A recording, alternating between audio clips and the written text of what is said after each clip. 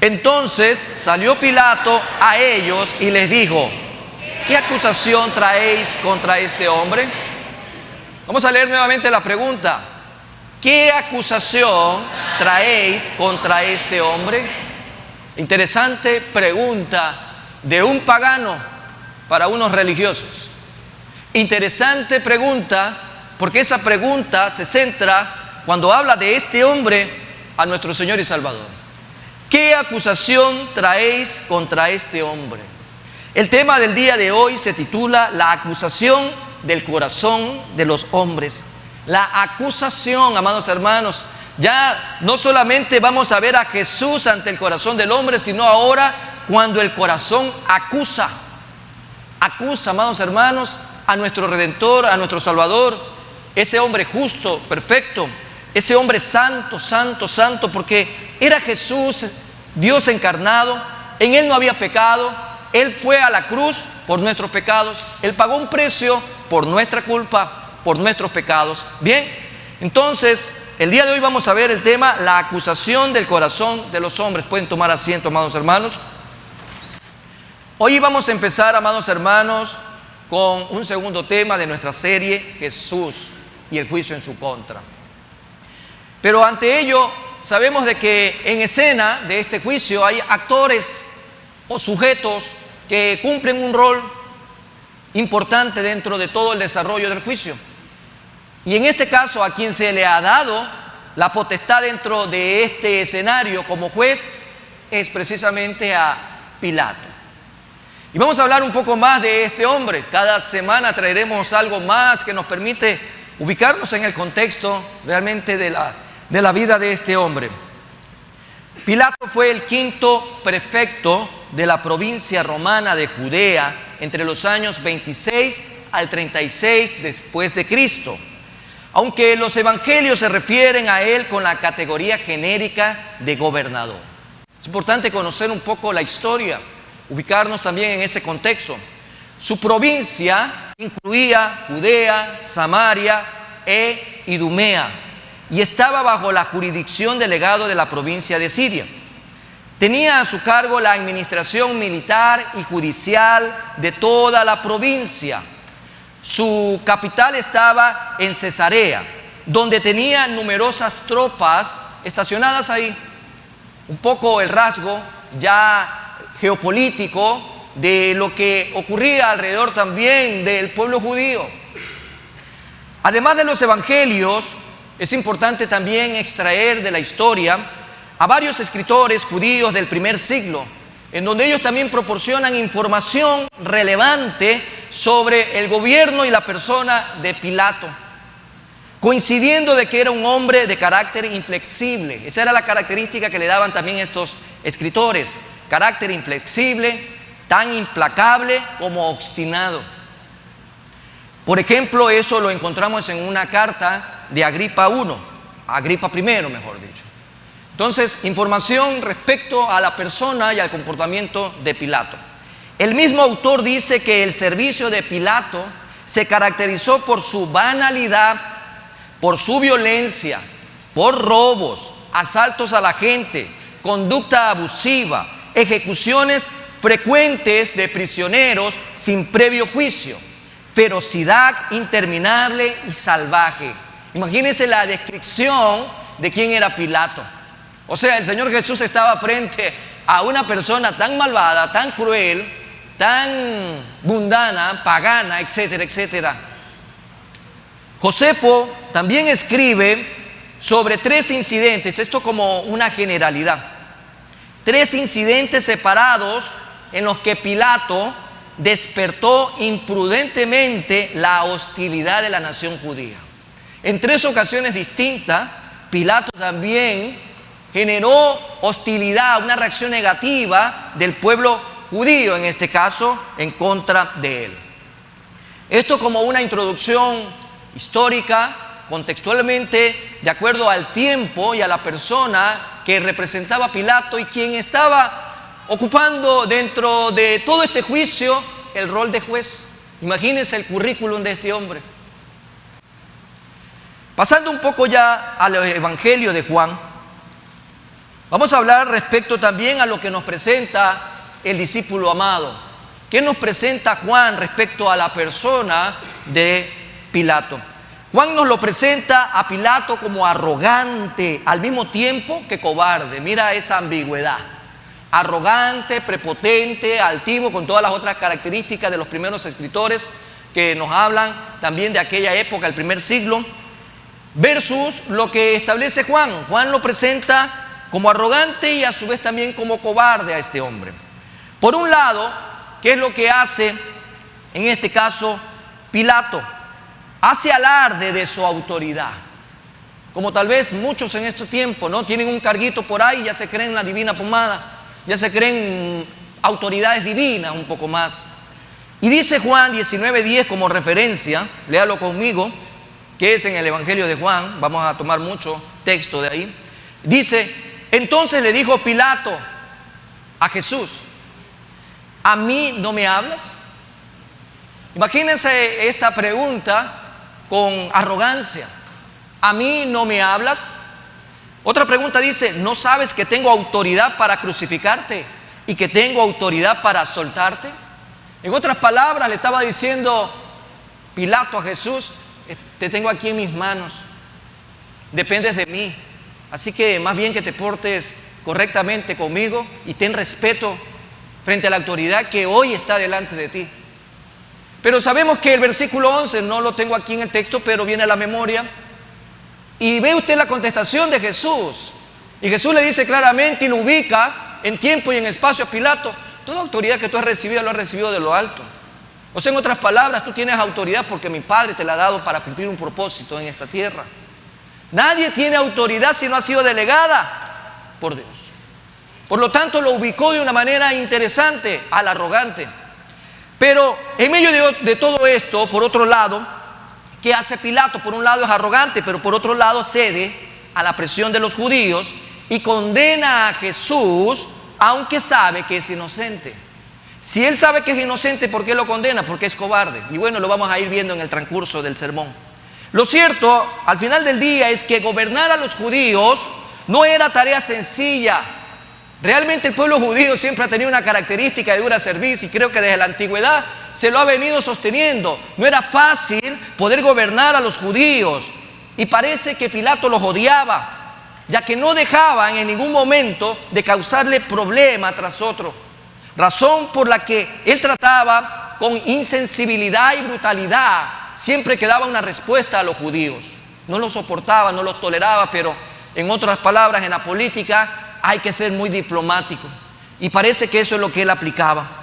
Pilato ya había quedado comprometido con los judíos desde el momento en que él permite que un grupo de soldados o una compañía, como se la conocía en esa época, pueda acompañar a los religiosos judíos esa noche en el Getsemaní para tomarlo a Jesús, para retenerlo a Jesús. Desde ahí, al haber concedido esa petición, ya él quedó comprometido.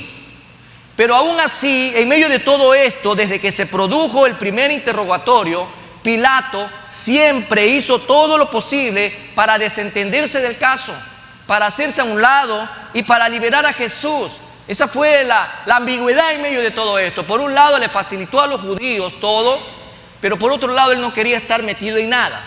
Y más bien hacer pasar esto rápido. La pregunta es, ¿por qué no lo hizo finalmente? Si él quería liberarlo a Jesús, porque él creía que era inocente, porque nada malo veo en él, porque no hay nada que sirva como para poderlo condenar. ¿Por qué? Y es la pregunta que tú y yo nos debemos de hacer. ¿Por qué no lo hizo finalmente Pilato de liberar a Jesús? ¿Por qué no lo hizo? ¿Por qué creen ustedes que este gobernador, con todo ese currículo que lo hemos demostrado hace un momento, no liberó a Jesús? ¿Por qué? Y pueden venir algunas respuestas a la interrogante, unas subjetivas, otras objetivas. unas con una posición más teológica y profunda, unos se van a meter al tema de la soberanía de Dios, otros porque ya estaba escrito. Bueno, hay un sinnúmero de respuestas, pero la misma palabra nos da la contestación a ello.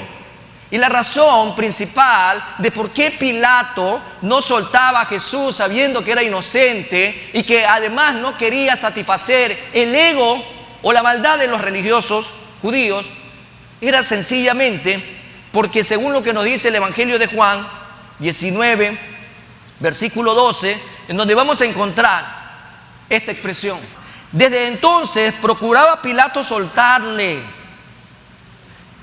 pero los judíos, miren lo que hacían los judíos astutos, con un pensamiento lleno de maldad.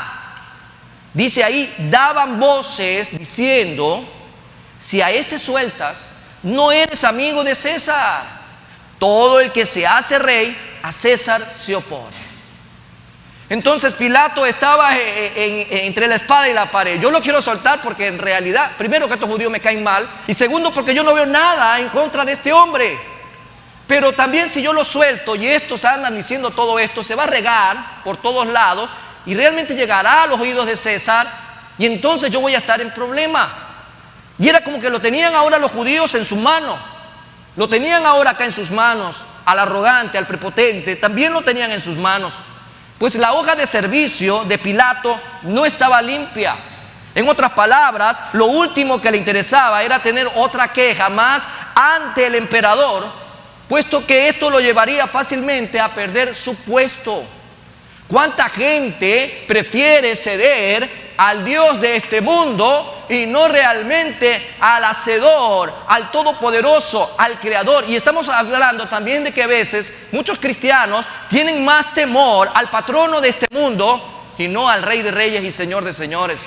Y a veces comenzamos nosotros a jugar entre las posturas y tenemos una parecida actitud a la de Pilato.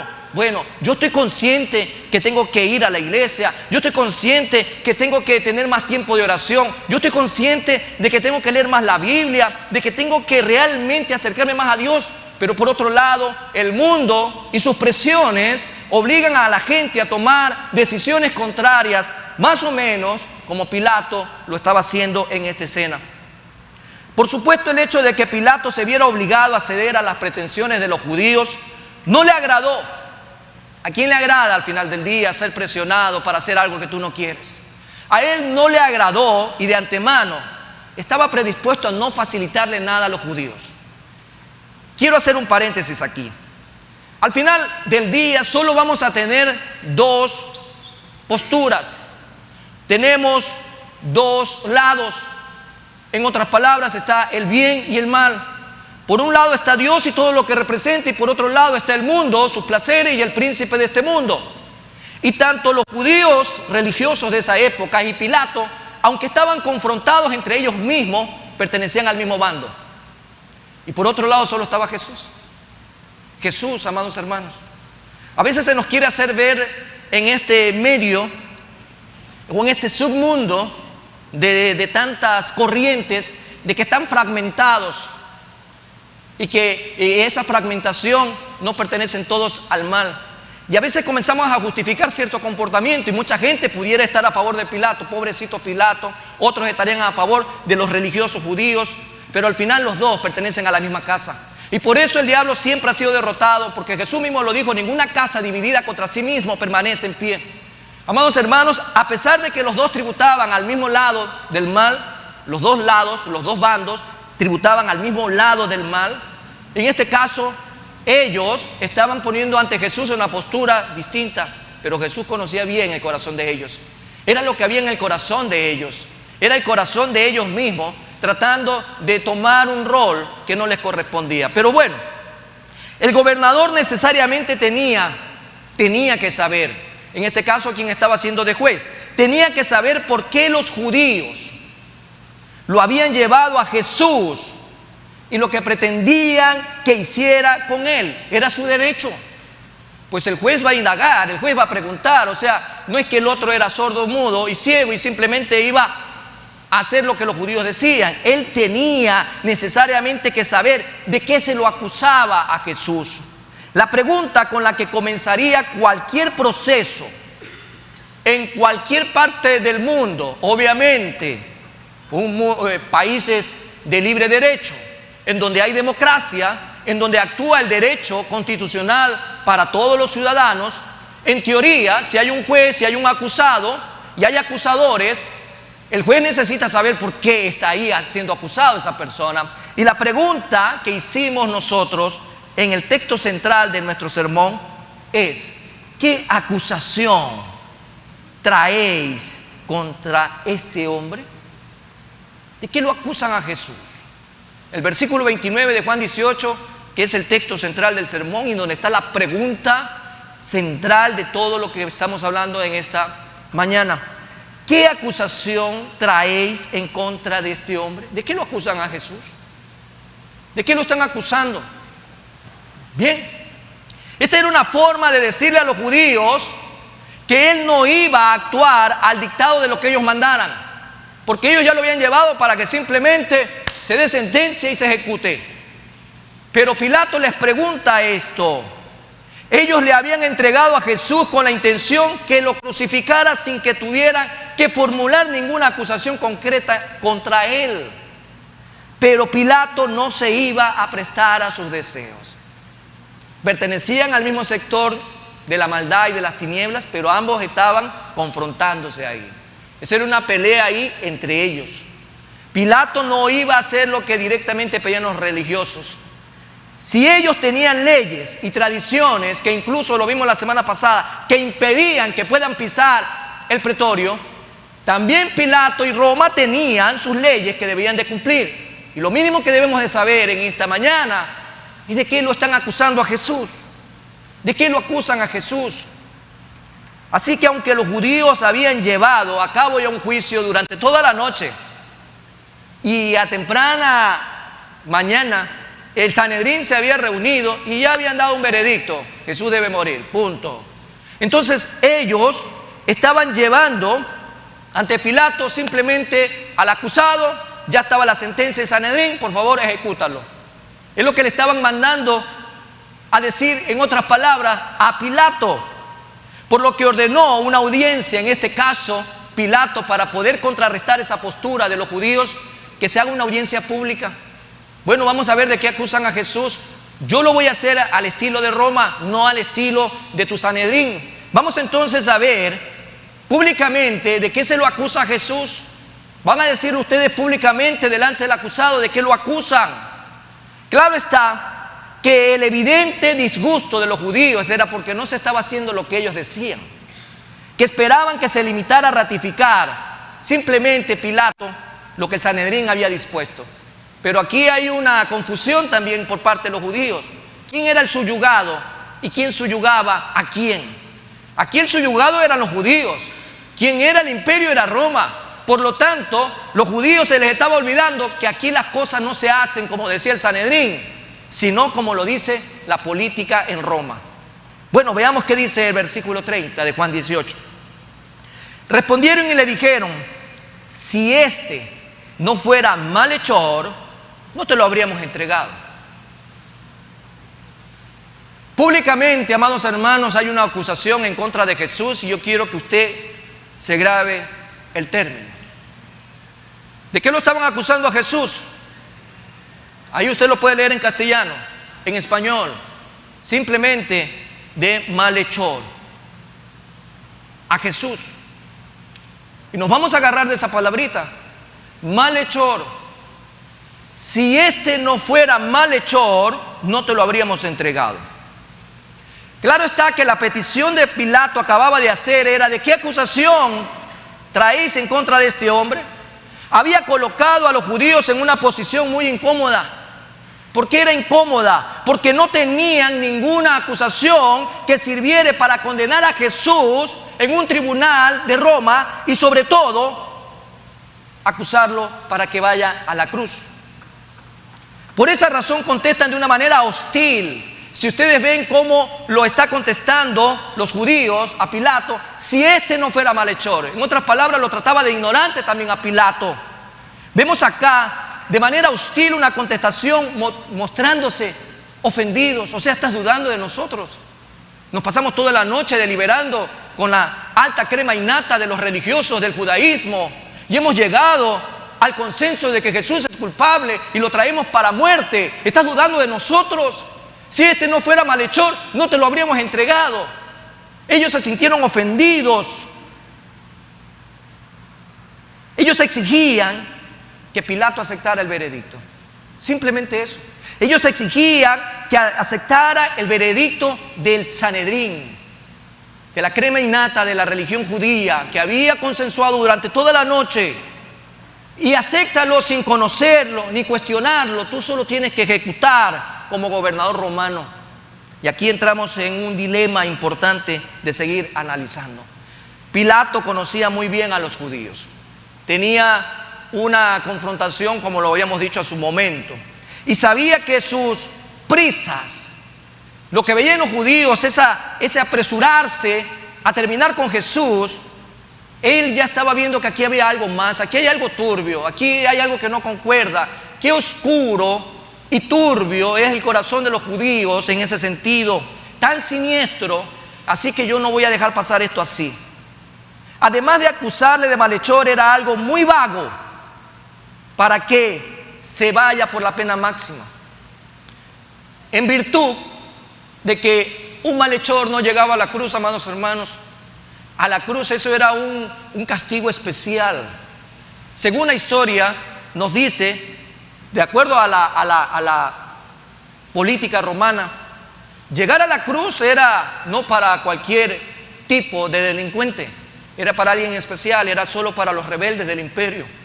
Y aquí la acusación no daba para pedir un malhechor. Claro, si tú lo tomas de manera sencilla, el concepto de un malhechor lo asociamos con un ladrón, lo asociamos con un delincuente común que roba porque tiene hambre, porque roba porque no tiene un par de zapatos. Aparentemente era algo muy vago, muy básico. No era coherente esto de acá. Esto se trae en algo más entre manos. Por otro lado, Pilato tenía que haber escuchado, amados hermanos, durante más de 3 años, suficientes testimonios de quién era realmente Jesús. De quién era realmente Jesús. Él tenía informantes, tenía su servicio de inteligencia. A él le daban reportes, era el gobernador de toda la provincia. Y si hay alguien que estaba moviendo masas y su fama se estaba difundiendo por todos lados, ¿ustedes creen que a Pilato no le había llegado ya realmente qué estaba haciendo Jesús? El servicio de inteligencia en los que le explicaban los milagros durante todo este tiempo a Pilato, él se estaba realmente poniendo molesto frente a toda la postura de los judíos. Resulta imposible pensar que la fama de Jesús no se hubiera regado por toda la provincia y no había llegado a los oídos de él dentro del palacio donde él vivía. Resulta imposible creer esto. Jesús algunas veces le preguntó a los discípulos: ¿quién dice la gente que soy yo? ¿Quién dice? A ver, ¿alguien me puede decir quién dice la gente que soy yo? Y acuérdense que venían respuestas por un lado, un profeta, que eres de repente tal persona, que haces esto de acá, que haces lo de acá. Imagínense, parafraseando un poco la respuesta, que tienen que haber sido varias, diversas y todas buenas, porque Jesús alimentó al pobre, porque Jesús le dio vista al ciego, Jesús resucitaba a los muertos, Jesús estaba liberando endemoniados, Jesús estaba poniendo en orden, y todo esto, amados hermanos, se había difundido por todas partes. Claro está que la pregunta sigue: ¿y ahora qué dicen ustedes? ¿Quién soy yo? Y ahí usted ve esa respuesta de este hombre llamado Pedro: tú eres el Cristo. En otras palabras, tú eres el Mesías, tú eres el ungido, tú fuiste escogido para algo especial de parte de Dios.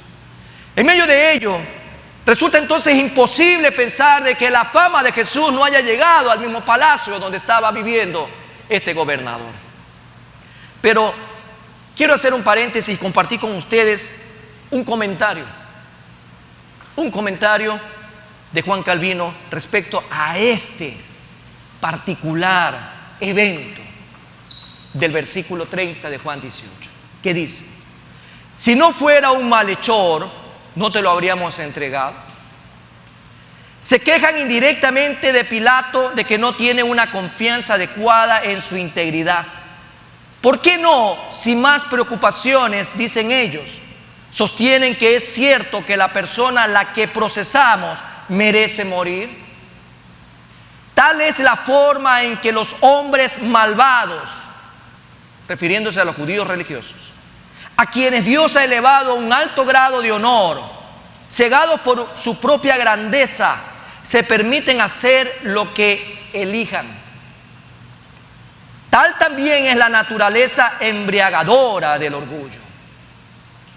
Desean que Cristo sea considerado un malhechor y por ninguna otra razón, pero ¿por qué lo acusan? Pero si llegamos a la verdad del asunto, dice este comentario, ¿qué actos de malhechor encontramos en él?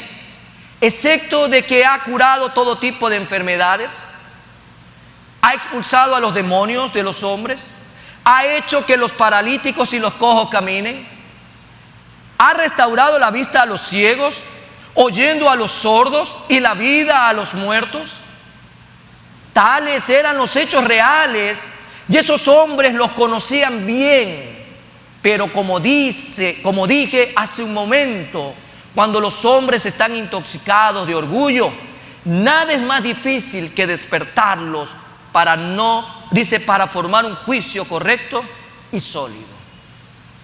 Pero aparte de esto, compartir con ustedes qué significa el término malhechor. ¿De dónde viene este término? Y he encontrado una explicación que la vi la más coherente para la exposición en este día. La palabra malhechor, normalmente definido al español, delincuente, el que hace maldades. Yo quiero que usted vaya escuchando la definición de malhechor. Delincuente, el que hace maldades. En otros diccionarios dice que es habitual el hacer maldades, el hacer delitos, el estar inquiriendo en contra de lo que está establecido para el orden y el bien público. Imagínense este falso testimonio e injuria en contra de nuestro Salvador. La palabra está compuesta de los siguientes elementos. La palabra mal, que significa no bueno, del adjetivo latino malus, malo, de donde tenemos también malevo, maligno, malandrín y maldito. Solamente estamos hablando de que empezamos con esta primera parte de la palabra malhechor. Lo segundo, la palabra hecho, por un lado mal y por otro lado hecho, participio del verbo hacer. Hacer. En otras palabras, haciendo mal, haciendo en otras cosas que efectivamente están catalogadas para alguien maligno por esencia. Y finalmente el sufijo or, que indica agente, o sea, el que hace la acción. En otras palabras, estaban acusando a Jesús de hacer todo tipo de atrocidades de manera recurrente. Era alguien maligno, representaba el mal. La acusación que nace por el orgullo en el corazón de estos hombres en contra de Jesús era una palabra que encierra realmente todo lo opuesto a lo que Jesús representaba. Jesús es, por el contrario, amor, benignidad, es bondad, Él es benevolencia, Él es el bien absoluto. ¿Y cómo puede ser posible que el orgullo de estos hombres les haya llevado de manera ciega a acusar al que representa el amor, al que representa el bien absoluto, al que representa realmente misericordia y compasión, por contar de llevarlo a la cruz y ponerlo ahí como el peor de los enemigos, no solamente para Roma, sino también para el pueblo judío?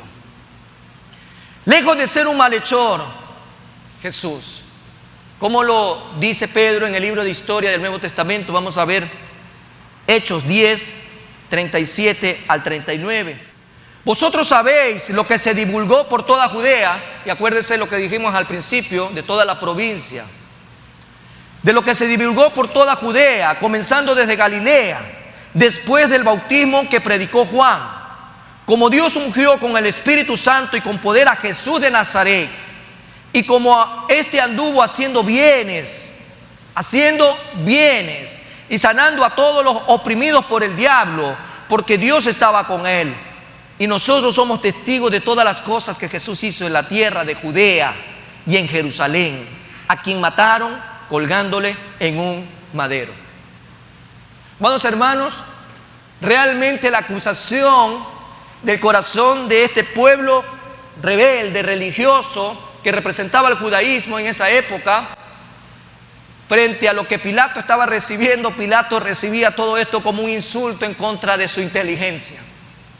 La palabra mismo dice que todo lo que Jesús había hecho se conoció en Judea. Dígame usted si en qué parte del mundo puede el pueblo hacer lo que quiera y que la autoridad no lo sepa. Es imposible. Pilato estaba bien consciente de quién era Jesús, pero también estaba bien consciente de que estos religiosos tramaban algo más. Y por eso él consideraba que esto era un insulto en contra de su inteligencia, intentar hacerle creer que Jesús era maligno, le hacía mal a todo lo que él tocaba. Dice Juan 18:31, avanzando con el capítulo central. Entonces les dijo Pilato, ya que se sentía ofendido: tomadle vosotros y juzgadle según vuestra ley. Y los judíos dijeron: a nosotros no nos está permitido dar muerte a nadie. Interesante respuesta y comportamiento de actitudes. Por un lado, la ofensa que había sentido Pilato lo lleva a dar, en este caso a Jesús, para que ellos hagan como bien parezca. Pero por otro lado, el cambio de actitud del pueblo judío, en este caso los religiosos judíos, fue ahora distinta. A nosotros no nos está permitido dar muerte a nadie. El tono y las pretensiones de los judíos desagradaron totalmente a Pilato, que sentía que les estaban engañando. Me están engañando y por eso mi desagrado. Y que al final él sentía que lo estaban utilizando como un tonto útil para los propios propósitos de los judíos. Así que él en ese versículo los está despachando y les entrega a Jesús, en otras palabras, y hagan ustedes como bien les parezca. En otras palabras, yo no quiero tener nada que ver en esto. Pero los judíos no van a poder llevar a Jesús a la cruz si no era a través del gobernador. Necesitaban, notablemente para sus propósitos maquiavélicos y tenebrosos, lo necesitaban a Pilato. Necesitaban de la autoridad romana, porque en la práctica judía, en la crucifixión no estaba ya contemplada.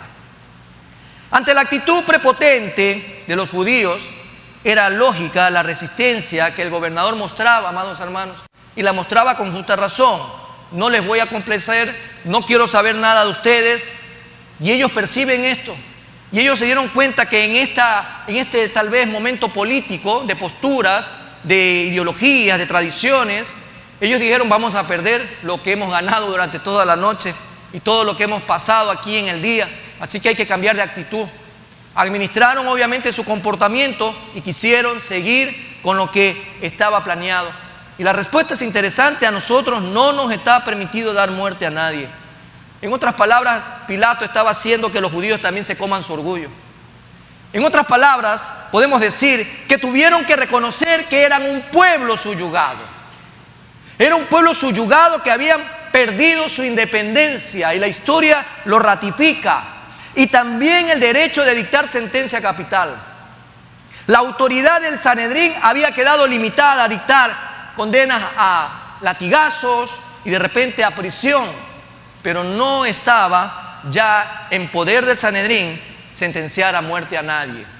Ellos tuvieron que reconocer la autoridad estaba limitada solo a eso. Es verdad que la ley en el Antiguo Testamento, cuando vamos hacia atrás un poco, les faculta a ellos la pena capital. Sí estaban facultados, pero los romanos se la habían quitado y ahora lo tenían que reconocer con disgusto. En otras palabras, ellos estaban atados de brazos. Tuvieron que reconocer que estaban subyugados y que necesitaban, para cumplir el propósito de la maldad de su corazón, que era llevar a Jesús a la cruz, necesitaban someterse por completo a lo que Roma decía. Esto fue un puntazo para Pilato, y obviamente nos permite ver de que era una pugna también entre hombres que pertenecían a la misma maldad, porque Pilato era tan malo, tan perverso, como también estos judíos religiosos, con distintas caretas, con distintos roles.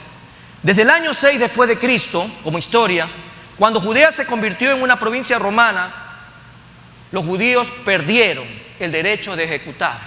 Ellos perdieron el derecho de ejecutar a través de la pena de muerte. Y esto era algo que Pilato disfrutaba, hacerles ver que eran simplemente sus lacayos. Tú vienes con autoridad religiosa acá y ustedes tienen que someterse, dependen de nosotros, los romanos. En todo caso, por la respuesta de las autoridades judías, quedaban claras cuáles eran las verdaderas intenciones. Ellos no querían otra cosa con Jesús, lo querían ver destruido. El diablo no descansa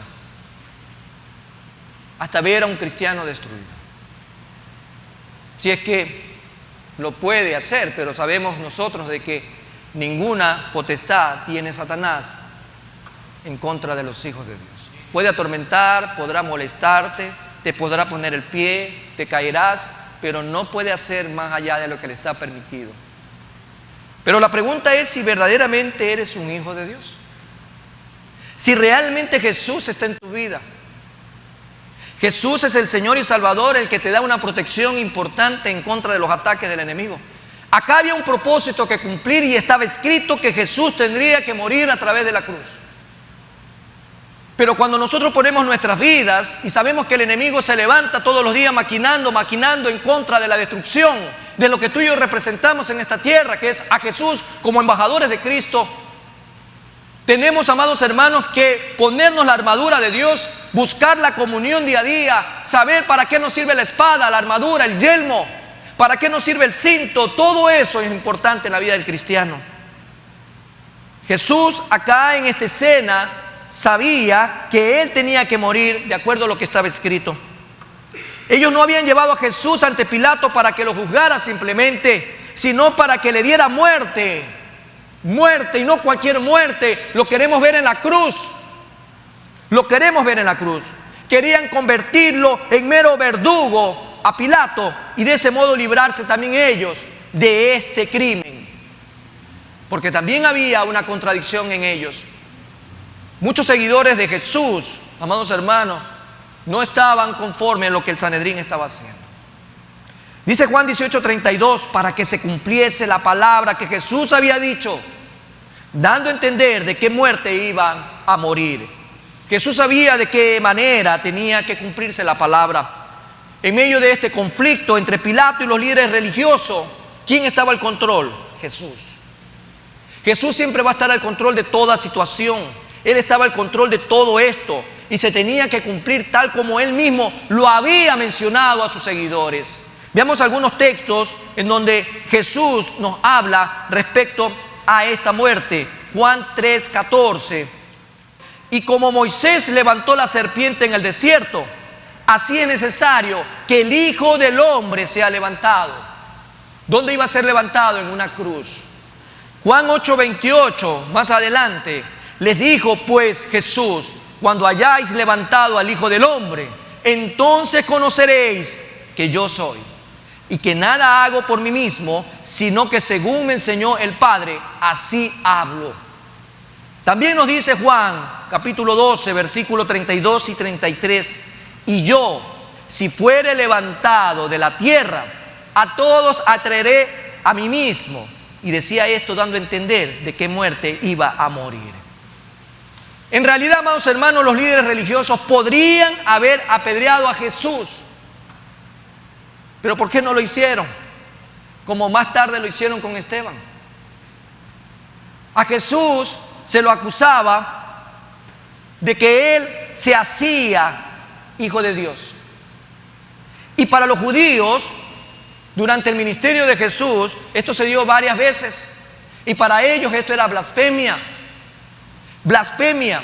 Juan 5:18 dice: por esto los judíos aún más procuraban matarle, porque no solo quebrantaba el día de reposo, sino que también decía que Dios era su propio Padre, haciéndose igual a Dios.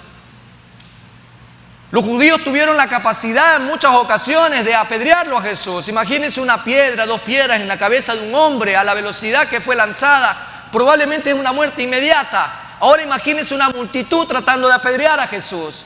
La Biblia registra que algunas veces Jesús pasaba en medio de ellos y ellos no lo veían, porque escrito estaba que Jesús tendría que ser levantado, Jesús tenía que morir en la cruz. Todo al final estaba en pleno control de Dios, en las manos del Señor.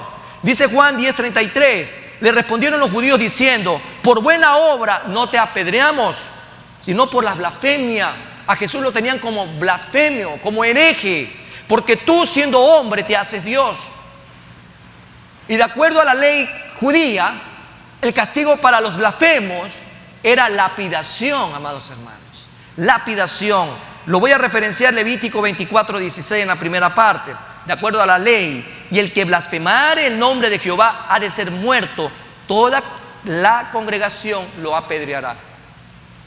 Él tendría que haber muerto por eso, aparentemente, según la ley y lo que los judíos tenían que hacer.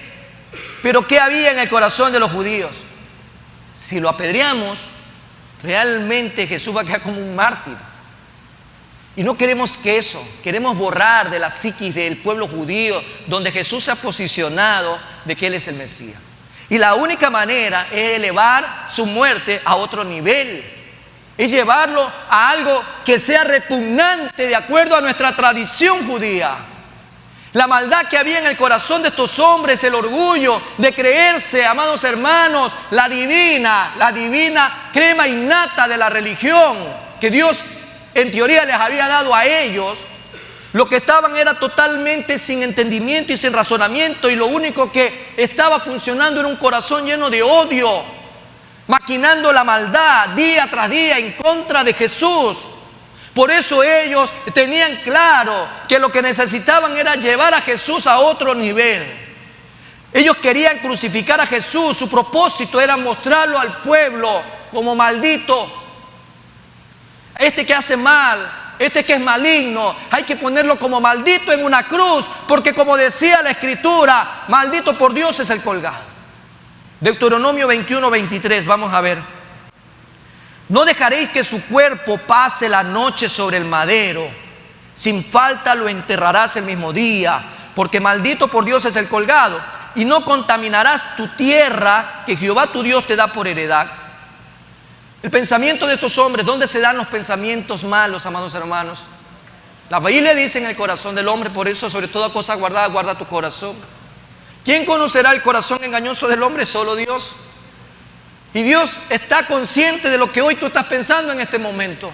Dios está consciente de lo que se maquina en tu corazón en este momento. Dios sabe si tú verdaderamente estás aquí. Dios sabe si tus pensamientos verdaderamente están aquí. Dios sabe si verdaderamente tus pensamientos están perseverando en Él y estás apropiándote de su manjar para el pueblo, el maná del cielo. La palabra es clara, amados hermanos, cuando ellos tenían bien definido lo que había puesto, esa maldad en su corazón, ese orgullo en su corazón, eso que ellos se sintieron tal vez ofendidos porque Jesús vino a poner en orden. Jesús desde los 12 años, en otras palabras, puso a todos a caminar en regla en el Sanedrín. Por eso ellos estaban exhortos de lo que este niño de 12 años hacía. Ahora imagínense ya Jesús cuando empieza su ministerio a los 30 años. Y cada vez que Jesús abría la boca, por eso dice la palabra de Dios, no solo de pan vivirá el hombre, sino de toda palabra que sale de la boca de Dios. Era Dios mismo hablando. Era Dios mismo el que estaba manifestando lo que en realidad había en los corazones de hecho. Pura religión. Ellos pensaban que si Jesús era crucificado, los judíos lo mirarían y dirían: Él no puede ser el Mesías auténtico, porque el Mesías auténtico no va a ser maldito en una cruz. Este es un impostor. Entonces ellos decían: así cumplimos nuestro propósito. Cumplimos nuestro propósito. Tal era el desprecio que los dirigentes judíos sentían por Jesús, que estaban ciegos por la maldad. Por eso, amados hermanos, hay que mirar realmente cómo está nuestro corazón en estos tiempos. Nosotros como hijos de Dios estamos llamados a hacer el bien, a bendecir, a animar, a fortalecer. Que nuestros labios no sean para hablar injurias, no sean para calumniar, no sean para difamar, no sean para chismear, no sean para dañar al prójimo, como estos hombres lo estaban haciendo, y lo estaban haciendo públicamente, porque el gobernador preguntó públicamente: ¿qué cosa traéis contra este hombre? ¿Cuál es la acusación en contra de Jesús? Y ellos dijeron, si no fuera malhechor. Lo estaban acusando de maligno, de perverso, de un delincuente que estaba haciendo atrocidades recurrentemente en contra del bien público. Qué importante es mirar la actitud del corazón. Porque del buen corazón, amados hermanos, de un corazón contrito, humillado, entregado, dice el Señor que Él pone un corazón nuevo en nosotros. De un nuevo corazón, de un corazón entregado totalmente a Dios, podrán salir palabras en contra del prójimo. La gente puede, amados hermanos, latillarse. La gente puede ponerse maíz, tapillas, caminar de rodillas las cuadras que quiera una vez al año. La gente puede hacer todo tipo de sacrificio, pero nada de eso te va a salvar de tus pecados. Si Cristo no está en tu vida, amados hermanos, no hay salvación. Si Cristo está en tu vida, eres una nueva criatura. Por lo tanto, tu manera de pensar, de actuar y de hablar es distinta. Pedro fue descubierto por su manera de hablar. Este habla igual que los otros. Este habla igual que Jesús. Amados hermanos, nosotros estamos para bendecir, para ser instrumento y canal de bendición en nuestro hogar, en nuestro trabajo, en medio de la sociedad. La gente hoy quiere ver cristianos que profesen a Cristo Jesús y que sus labios sean realmente utilizados para que la palabra que salga sea la palabra que Dios ha puesto en tu corazón, porque de la abundancia del corazón habla la boca. Cuando estos hombres estaban hablando en contra de Jesús, era un corazón podrido, envenenado, enllagado por el odio y la maldad, acusando al Hijo de Dios. Qué diferente es, amados hermanos, qué diferente es la manera en que los apóstoles hablaron de este hecho. Los religiosos judíos querían coger la crucifixión para que el pueblo diga, este no puede ser el Mesías, este es un impostor, ¿cómo va a ser colgado?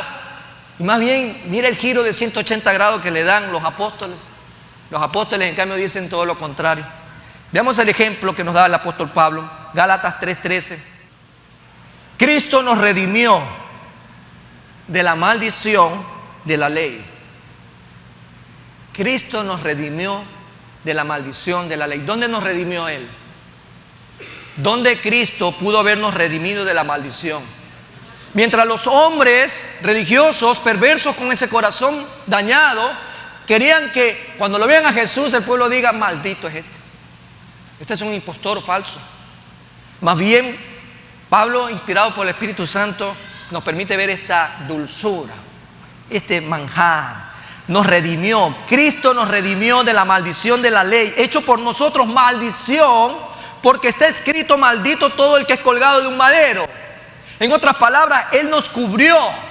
Qué privilegio saber que el amor agapao se ve, amados hermanos, claramente era Jesús cubriéndonos a nosotros, de que tú y yo ahora no seamos llamados malditos. Él se hizo por nosotros maldición. Lo que está queriendo decir es que la maldición que nos correspondía a nosotros como consecuencia de nuestros pecados desde el tiempo de Adán fue cargada sobre Cristo. Porque todos pecaron y están destituidos de la gloria de Dios.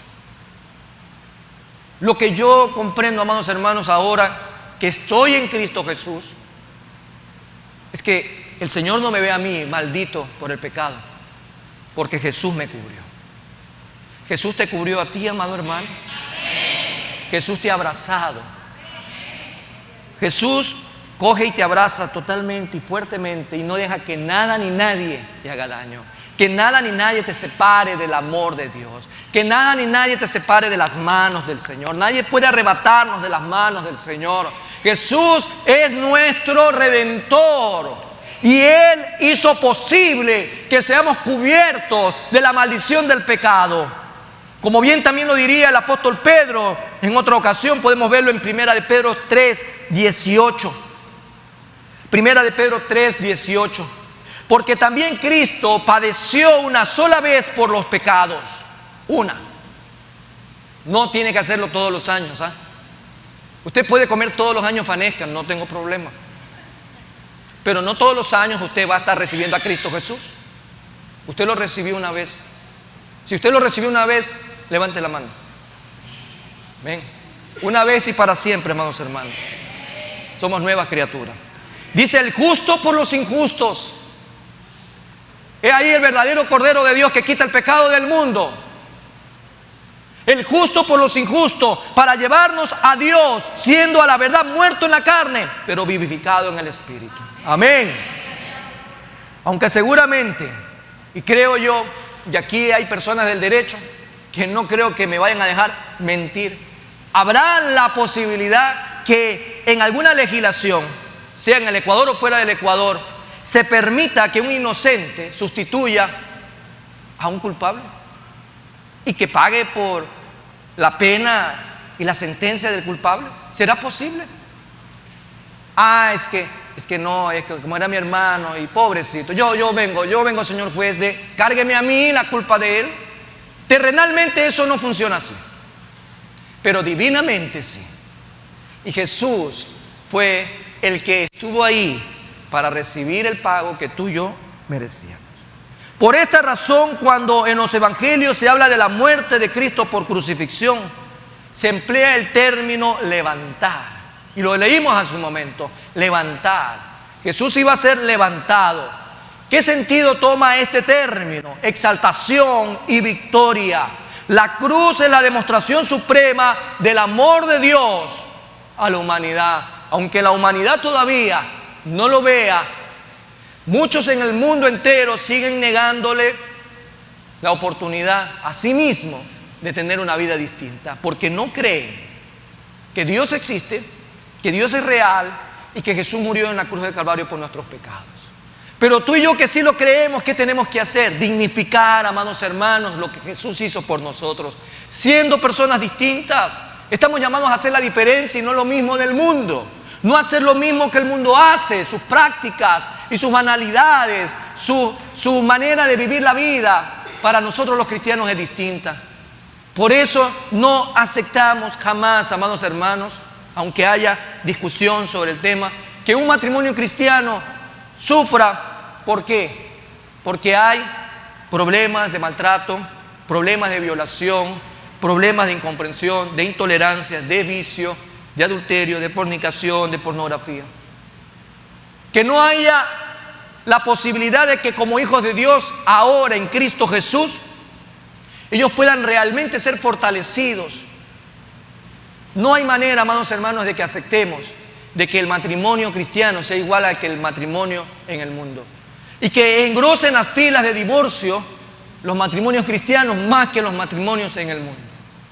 No hay manera, amados hermanos. Tú y yo estamos llamados de manera individual y de manera colectiva a ser distintos, a marcar la diferencia, a poner en alto el nombre del Señor, a vivir como Cristo, amados hermanos, lo demanda. Lo que hemos visto hasta el día de hoy es una parte nuevamente de este juicio, un segundo capítulo ahora donde el corazón del hombre acusa a Jesús.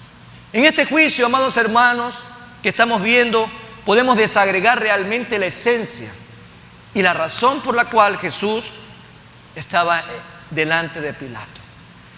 Hoy se ha podido evidenciar lo que había en el corazón de estos hombres, una acusación falsa. Que nuestra vida, amado hermano, sea distinta, que nuestra boca, nuestro ser sea para bendecir a otros y no para levantar injurias ni calumnias en contra de nadie.